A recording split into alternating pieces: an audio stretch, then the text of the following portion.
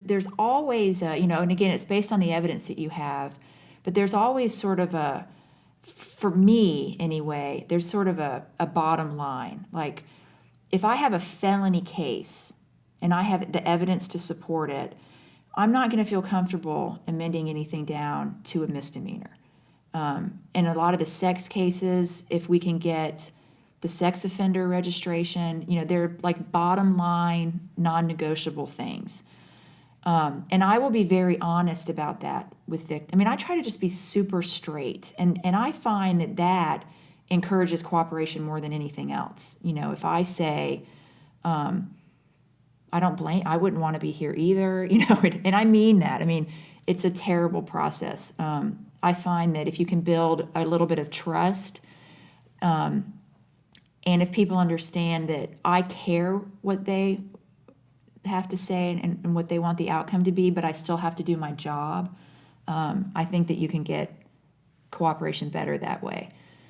On the other side, there are people who kind of don't want to take responsibility for their own safety, and this is where I feel like we really need to have the advocates really working to empower women.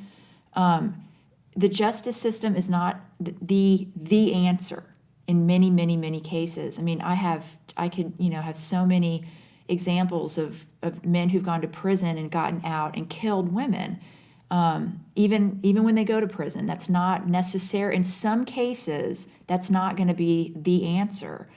And if you have a case like that, the victim needs to really be empowered to take responsibility for her own safety, whatever that means. That can mean moving. That can mean getting a new name. That's not fair, but sometimes that's what you have to do.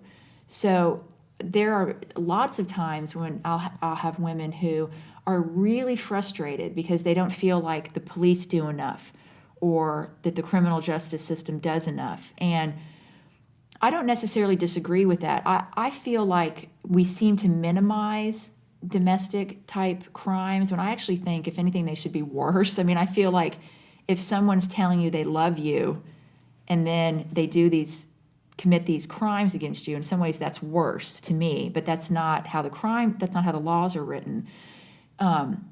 So we have to work with the tools that we have, and that can be very, very frustrating for people. At the end of the day, we can't keep people safe.